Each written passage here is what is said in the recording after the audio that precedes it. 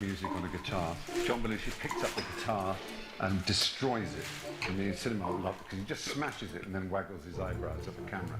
Everyone says, God, he's so great. Well, a British comedian would want to play the folk singer. Comedy is a great way of revealing a culture's ideas. So American comedy and British comedy, they're very different cultures. Singer. God, he's so great. Well, a British comedian would want to play the folk singer. Comedy is a great way of revealing a culture's ideas. So American comedy and British comedy, they're very different. American comedies always tend to be built around the idea of like optimism and positivity. Be curious, not judgmental. I like that. There's typically always the notion that things can get better. You can see this in the character Leslie Knope in Parks and Rec. I can do it. I can crush him. I promise.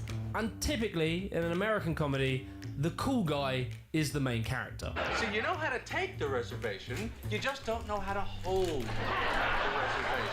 Now, let's compare that to British comedies. Typically, the idea in a British comedy is that life will always disappoint you. We need to have a talk. You finishing with me? We weren't ever really.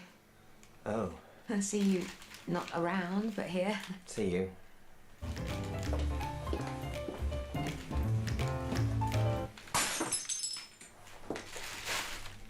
Secondly, you'll never make it in life. All your dreams and hopes and optimism is ultimately futile. I have this dream. You and I own this skyscraper office block on the South Bank. And above us, on top of the skyscraper, in 50-foot-high neon lettering, are the initials of Trotters, independent traders. Just above your head is the word tip. Another idea that is shown is that you Word Of Trotters, independent traders. just above your head is the word tip. Another idea that is shown is that you can always expect the worst thing to happen. So, yeah. Right, thank you very much. Do you like it? Oh, so I put that on you. Brilliant. You want another beer? Was that my beer? Yeah. What? Do you want me to get you? Yes. And finally, the main character, the point of focus in a British comedy will typically be some awkward loser. I like your glasses. I'm afraid they're not for sale. Laugh all you want, they're not for sale.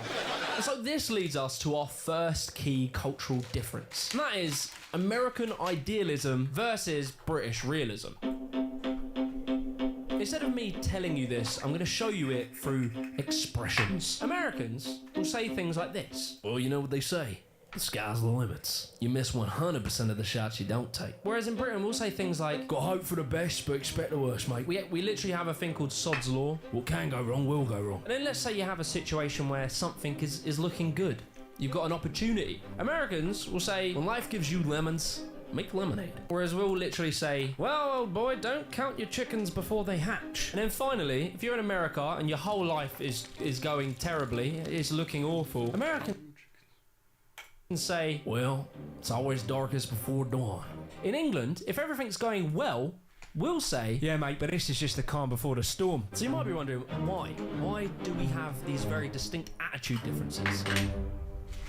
Before we go any further with this video, cold turkey might be great on sandwiches, but there's a better way to break your bad habits. We're talking about today's video sponsor, Fume. When it comes to bad habits, not everything is inherently wrong. So instead of some drastic, uncomfortable change to your lifestyle, why don't you just remove the bad from your habit? Fume is an innovative and award-winning device that does just that. Instead of vapor, Fume is literally just flavored air. And instead of harmful chemicals, Fume uses all natural delicious flavors. Each Fume comes with an adjustable airflow dial. The flavors are honestly delicious. You have orange vanilla, you then have a raspberry lemon, and then you got sparkling grapefruit. I'll be honest, I really like the product. It really feels great, the quality is amazing, it looks cool. Fume has served over 100,000 happy customers and has had thousands of success stories. And there's no reason that couldn't be you too. So join Fume today by picking up the Journey Pack today. Head to tryfume.com/Jimmy the Giant or scan the QR code and use the code Jimmy the Giant to get 10% off when you get your Journey Pack today. Anyway, back to the video. Now stand aside, worthy adversary. 'Tis but a scratch. A lot of the British attitude can really be pointed to our very long and brutal history. We've had tons of wars and plagues and religious upheavals. All of these things have kind of led to British people sort of having doubt and distrust into the future. Like, yeah, it might be going well now, but tomorrow a swarm of Belgians might come over and behead us. Understanding our history gives us this cautiousness to being too optimistic about the future. As well, you have to combine the religious attitudes of the Church of England. The Church of England was very much a believer in the idea of original sin. The idea that humans have fallen from God, we're all inherently bad, although we do have the ability to be somewhat redeemed. This has engineered a sort of attitude of cautious optimism. We're not entirely 100% pessimists. All of this combined with the fact that our weather is pretty shit. Rain, rain, rain. Us Brits endure it on 199 days of every year. You could literally have a week of sunshine in England and think, you know what, this Saturday, let's go for a picnic with the family. And then because your dad showed some optimism in the weather, God will smite you with a torrential downpour for the next month. I'm here at Barry Island Beach, and there's no sign to stop. And so this general attitude can be... And so this general attitude can be completely contrasted with American optimism. And that stems from, ultimately, if you're the type of person to leave Britain, a established nation that has infrastructure, etc., hop on a boat, travel for weeks, months across uncharted waters to arrive on uncharted lands, to do that, you need at least an ounce of optimism. Look, water, lands in the distance, see? Mate, you've been saying that for the last 3 fucking icebergs. Oh, look, yeah, look, can you see it? Another fucking iceberg. I'm tired of this. And then so after discovering this new land, which was a crazy thing to go and do, America then went through 2 great awakenings. I don't know what happened in the first one, if they just hit snooze or something, but the first great awakening was in 1730 to 1740, and then the second one in 1795 all the way up to 1835. So what happened in this was that the religious attitudes of America had evolved. New ideas around like self-improvement, the idea that everyone has the ability to shape their own destiny and their own future. Humans can be better, they can improve society, they can make and create things that make the world better. Everybody, I know you can believe in yourself. They had strong convictions around the importance of working hard, as well as very pragmatic attitudes, the idea that things should be done well and efficiently. These last 2 led to a very strong cultural focus on capitalism and efficiency in business, which all of this manifested itself in the idea of the American dream. The American dream is just the ability to achieve. Anybody can do it, but you're not just gonna get it because you want it. You gotta be willing to work hard. You gotta apply a lot of hard work. You gotta apply faith. You gotta apply persistence. You've gotta never ever give up. So basically, the idea of the American dream is that any old piece of shit, old Bob who still lives at home with his parents, 40 years old, anyone can go and do anything they want to in life. But Americans are told they can become the next president of the United States. And they can. British people are told it won't happen to you. And they carry that with them. And I know what's probably going through your head. You might hear that and think, fucking hell, why are Britons so pessimistic? I mean, we literally had the biggest empire on earth. Why are we so deflated? And so that leads us to a very core cultural difference between England and America, and that is class structure. I was brought up in a poor family, you know. Really, we had nothing, really. If I could get in a position that some of them people in, I would like to be in it. These lords or ladies or peers or you're talking about them class of people. The Curzon's family started with William the Conqueror. In Britain, the idea of class and where you stand socially has been a very core part of our identity. Until very recently, as a Brit, your whole life was decided before you were born. These differences between the upper class and the working class has existed through most of British history. There's like this idea that the upper class are pure blood. They were like chosen by God. They had divine rights. They literally referred to themselves as blue-blooded. And they were much better than the grunts working the coal mines to power their beautiful machinery. And so there's always been this attitude in England of like judgment between the classes. The upper class and the working class hate each other. And class is interesting because it's not just defined by wealth. We give dinner parties 2 or 3 times a week. This enables us to keep in touch with our wide circle of friends. We give a wine and cheese do once a month. This enables us to do it on the cheap. Her mother comes round Saturday nights and drinks my Guinness. This enables her to get drunk for nothing. Class is much deeper than simply wealth. It's the accent you talk in, the way you behave, the schools that you're educated in. If you're from Cambridge School of Witchcraft and Wizardry versus the community college in Shitham, literally everything you did would be defined by class.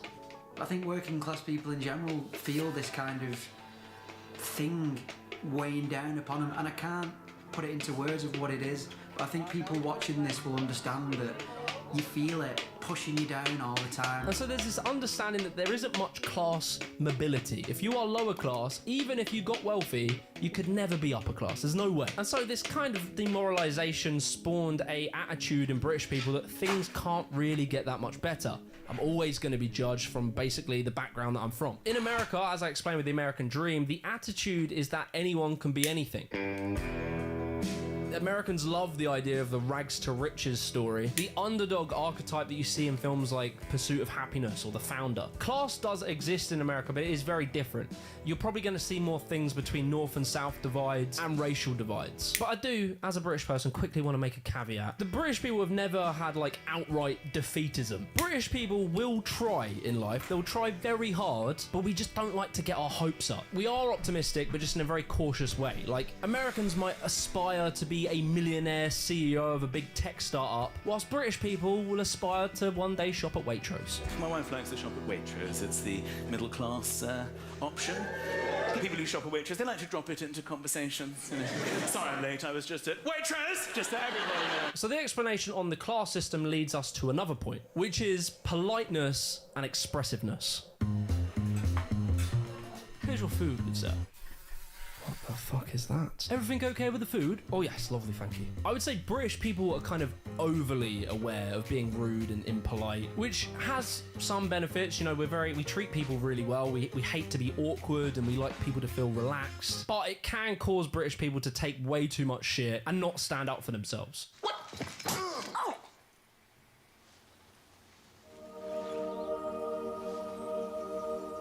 What the I slap you and you want me to hit you on the other cheek? Americans will tolerate less bullshit, which is a good thing, but then sometimes they can be a bit rude and a bit overly confrontational. I have waited exactly 5 minutes. It is a Big Mac. How long do you need? This difference when it comes to being polite probably stems from the British Reserve and American individualism. British people are very reserved. Typically, in public, we all sit like this, and we're all very quiet, and we don't laugh too loud, and we try and be really polite. And this can stem from the Victorian era. There was very strict social rules over behaviour, dress, the way you express yourself. It was very stern and rigid. The reason we tolerate so much shit is because we have the religious idea of turning the other cheek. As well, our probably over-awareness of people's personal space and being rude can probably stem from the fact that we live on a small island very closely together. We don't have a lot of space and we're all on top of each other. So we have a strong respect for people's personal space.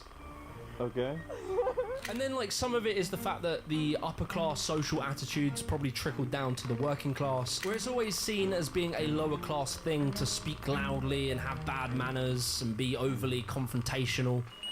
Can you come back in, please? Oh my god, this is war harassment! I'm gonna take this to the Court of European Rights! And so, British people have the attitude of a stiff upper lip, don't show emotion, and don't complain about your problems.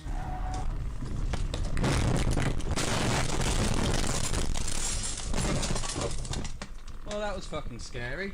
Whereas Americans, that is not the case. All right, what country are we in? In the United States. You're goddamn right. You can't take a picture here. Okay, First Amendment. Get back over there. I have a right to speak. I have a right to speak. This is my right as much as it is yours. This is my land as much as it is yours. To Americans, I am important. I am the center of the universe. After the Great Awakening, there was a strong focus on individualism. Emotionality and expression is a good thing. Being outgoing and extroverted is a very American thing. British people are very introverted. Americans, after things like the Bill of Rights, have a strong focus on their personal rights and freedoms and liberty. In America, all men are created equal, and so they don't have this idea that you're better than me or I'm better than you by birthright. We're all humans, we all exist, and we all deserve respect. And so this leads to politics and the attitude toward authority. This is an illegal detention at this point. You better get your shit straight. Well, I will file a complaint. Yeah, I'm gonna go. Like right as soon as we leave here. Am I not human to you, huh? Americans are inherently very skeptical of authority. They believe more so in small government and self-autonomy due to the British ruling America and, you know, being a bit naughty, a bit rough around the edges. As well, Americans are very rebellious. The formation of America was around escaping the Church of England. In Britain, on the other hand, it is different. We do have a trust in our government. It is waning currently, but typically we trust in social order and we don't really make too much of a big deal about infringement of our rights. And that's probably because of years of unquestioned power by monarchs. And again, the stoicism and the idea of stiff upper lip, not complaining too much, not making a big deal. It kind of has led to this polite submissive behaviour, which sometimes is a bit embarrassing. Careful, sir, it's hot. Oh, sorry, might burn yourself. Yeah, sorry. Would you like some salt and pepper? Oh, yeah, sorry. Like, you can kind of picture the movie scene of a British person, an American person dealing with authority. Excuse me, sir, I'm gonna have to ask you to leave. Listen here, tough guy. You don't talk to me like that. My hero? Excuse me, sir, I'm going to have to ask you to leave. Oh, yeah, no, sorry. Yeah, that's fine. We'll leave, for sure. But darling, your dad owns a restaurant. Yes, but I don't want to be rude. And so with all this, you can extrapolate these attitudes and understand different attitudes towards certain issues. You know, for instance, guns. Americans see guns as like a right to protect themselves from the government and other people. America's fast food and subsequent obesity problem has stemmed from the ideas of efficiency in business. Not wanting to waste time on food, taking too long to cook. And then you have things like healthcare and welfare. Like in Britain, we have a pretty strong healthcare system. Let's not get into that. Whereas Americans are far more reserved on bringing anything into public domain, especially healthcare. Britain has an obsession with tradition and upholding tradition, whereas America have a strong focus on new and innovation, new products, technology. By making the screen taller, Have a strong healthcare. Britain has an obsession with tradition and upholding tradition, whereas America have a strong focus on new and innovation, new products, technology. by making the screen taller but not wider, you can see more of your content without the need to scroll. We're making scrolling a thing of the past. And so look, I've picked apart British people and American people. I've made jokes, I've pointed out some bad things, but I want to say, and I think this is true, Americans and British people have a very deep mutual respect for each other. I think very much these days, ever since the war, we've had what has been dubbed a special relationship. I don't know if that's a gay thing or something, but whatever. As a Brit, I can say honestly, I really do love Americans. I love being around Americans. I really admire their confidence. They're so easy to talk to, they're very warm, open demeanors. British people can be very reserved at times. Excuse me, young man, is anyone sitting here? No. Would you mind if we sat here? No, it's fine. I'm Ronald. This is Pammy. Actually, you forgot to tell us your name. Peter. Peter! It can be pretty depressing talking with British people about the future and your ambitions. Whereas Americans are all patting you on the back saying, yeah, you can do it, bro. And I think Americans do appreciate British people as well. They probably appreciate our realism. We don't really bullshit ourselves. We're very honest. We know our strengths, but we also know our flaws. Often Americans see us as well-spoken and intelligent, and you can actually see our comedy has massively influenced modern American comedy. There's a lot more awkward, dry humor in American television now than there ever was in the past. And obviously, Americans fucking love our traditions, arguably more than us. And it leads me to a final thought, and that is about cultural homogenization. With the internet, culture across the world has sort of melted together. We're all seeing the same media constantly. I will listen to endless American podcasters telling me to go after my dreams and fix my life or something. The idea that the internet is bringing lots of different value systems together and you can kind of choose which one suits you, as opposed just the one that dominates your country. But I do wonder, are we going to see less of these interesting differences, and are we just going to become a sort of best of greatest album kind of thing? Let me know in the comments if you want to see more on this topic. Check out the Afters podcast where we talk more about this. Like and subscribe to the channel. Peace.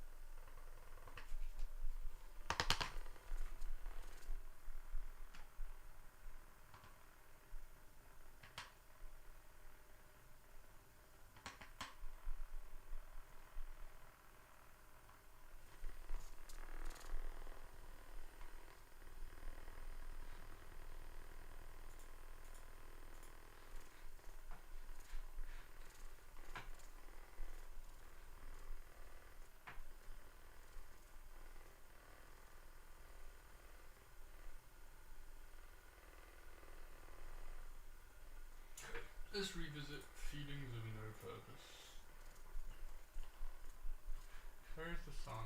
Expectation. Let's stay. We have 5 very good songs. I'm happy with that.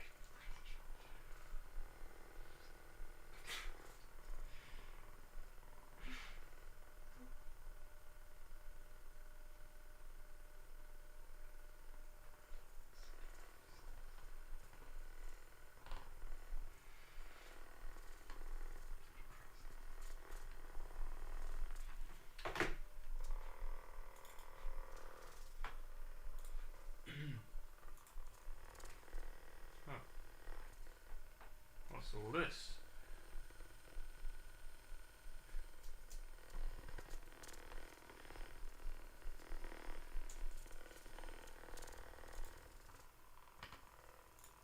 The balance between I get fuzzy feelings. I can re-record the vocals. A bounce between the notion of living inside what lies ahead and living inside the motion.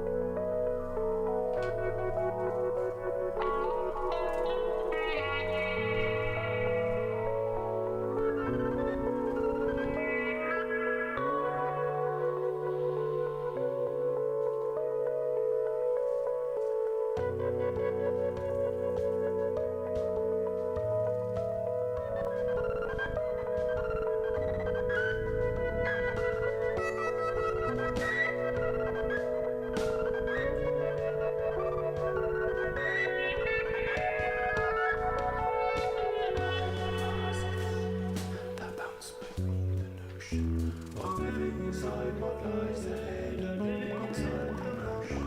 I try to find a parity, but it's just delusion. I promise limbo of the world that gets to play my times.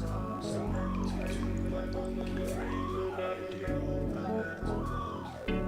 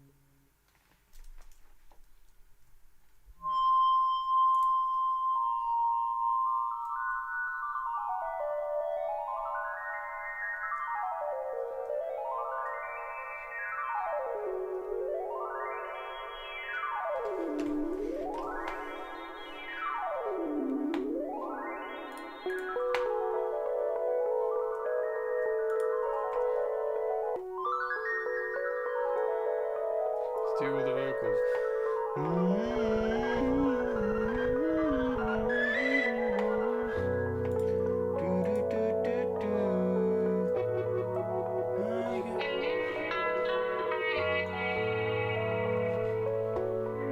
I get fuzzy feelings that bounce between oceans.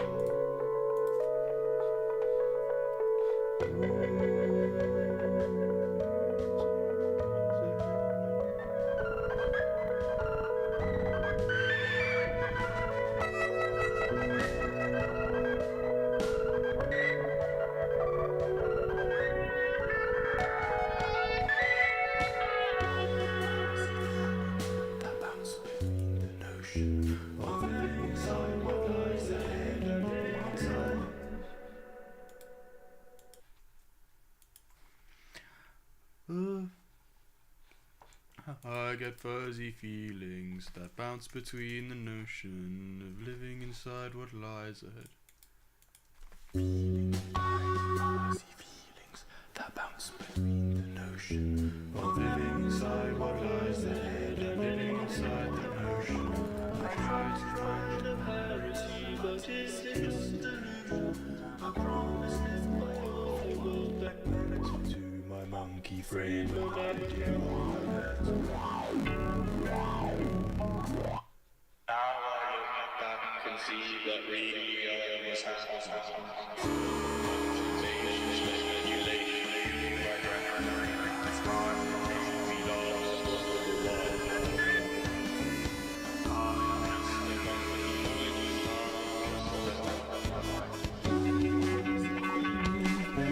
Between the notion of living inside what lies ahead and living inside the motion, I try to find a parity, but is it just illusion?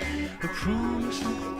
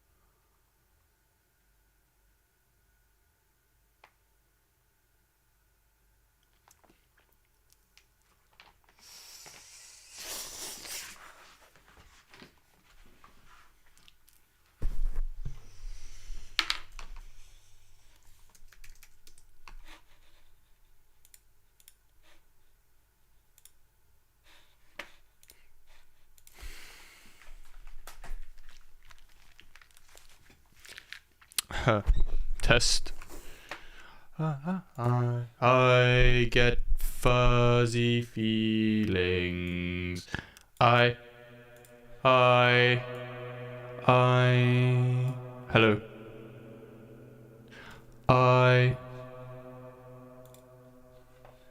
I get fuzzy feelings. I get fuzzy feelings that bounce between the motion of living inside what lies ahead. Fuzzy feelings that bounce between the notion.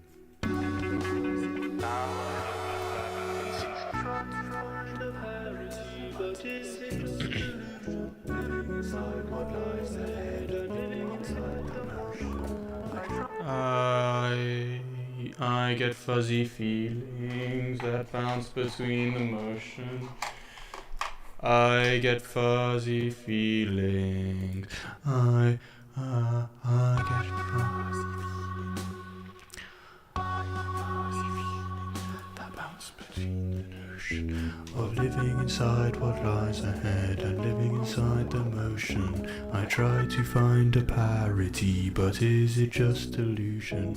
A promise lived by all the world that gets destroyed when time is all cemented to my monkey frame. An idea of a better world. An idea of a better world. I get fuzzy feelings that bounce.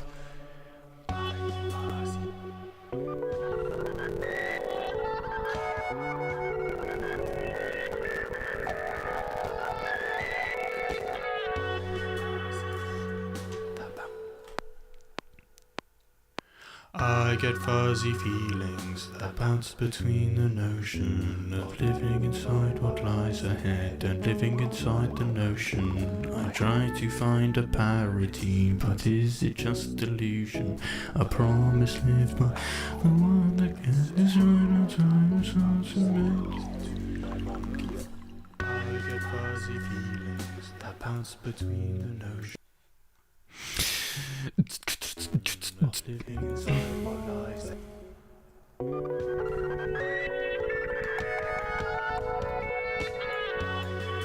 Feeling that bounce between the notion of living inside what lies ahead and living inside the notion. I try to find I get fuzzy feeling that bounce.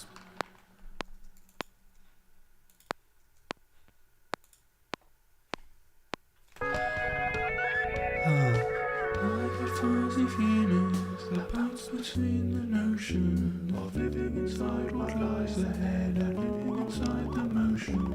I try to find a parity, but is it just illusion? A promise lived by all the world that gets destroyed when time is all cemented to my monkey idea of a better world.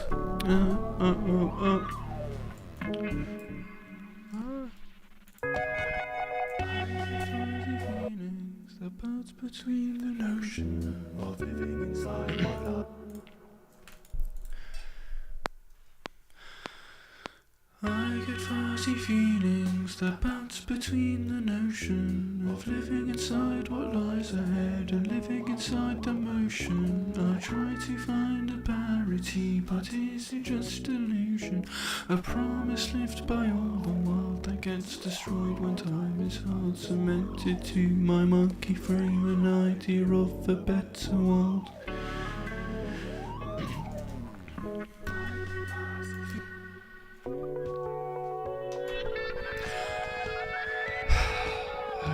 Fuzzy feelings that bounce between the notion living inside what lies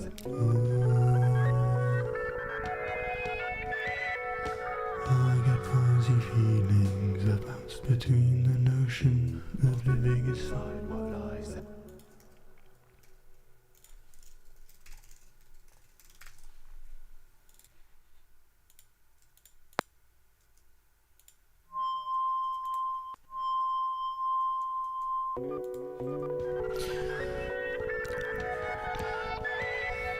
I get fuzzy feelings that bounce between the notion of living inside what lies ahead and living inside the motion. I try to find a parity, but is it just illusion? A promise lived by all the world that gets destroyed when time is not cemented to my monkey frame an idea of a better world.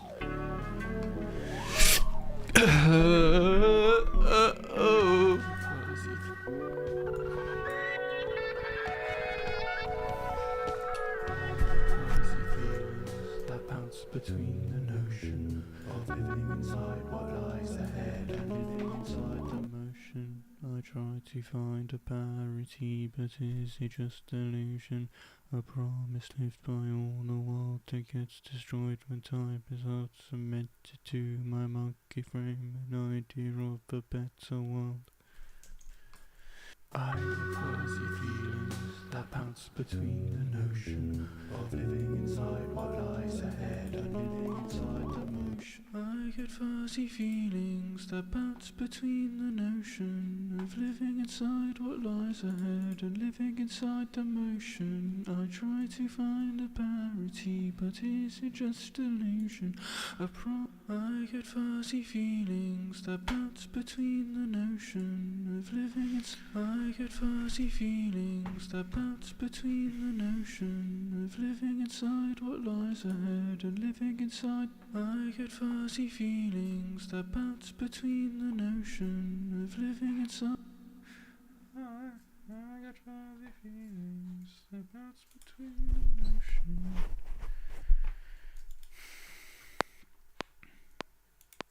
I get fuzzy feelings.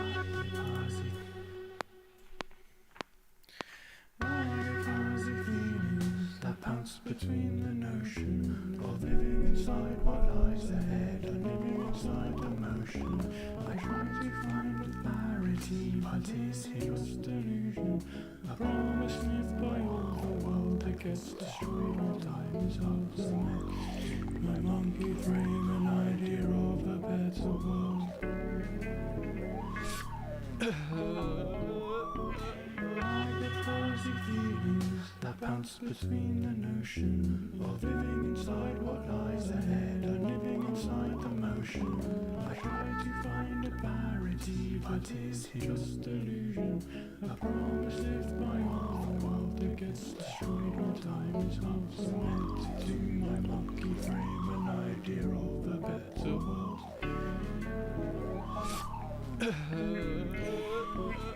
I get fuzzy feelings that bounce between the notion of living inside what lies ahead and living inside the motion. I try to find a parity, but is it just delusion? A promise lived by all the world that gets destroyed when time is half cemented to my monkey frame an idea of a better world. Idea of a better feelings that bounce between the notes. I get fuzzy feelings that bounce between the motion. I get fuzzy feelings that bounce between the motion. I get fuzzy feelings that bounce between the notion of living inside what lies ahead and living inside the motion. I try to find a parity, but is it just illusion? A promise lived by all the world that gets destroyed when time is hard cemented to my monkey frame an idea of a better world. I get fuzzy feelings that bounce between the notion of living inside what lies ahead and living inside the motion. I try to find a parity, but is it just illusion? A promise lived by all the world that gets destroyed when time is hard to... I get fuzzy feelings.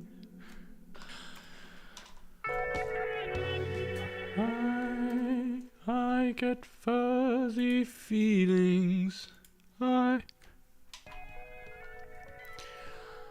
get fuzzy feelings that bounce between.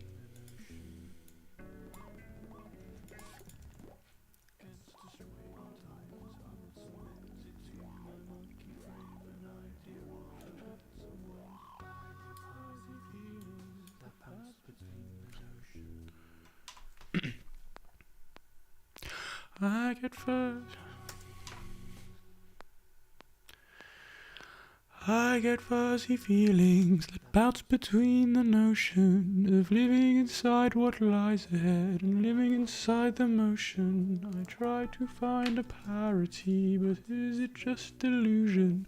A promise lived by all the world that gets destroyed when time is held cemented to my monkey frame.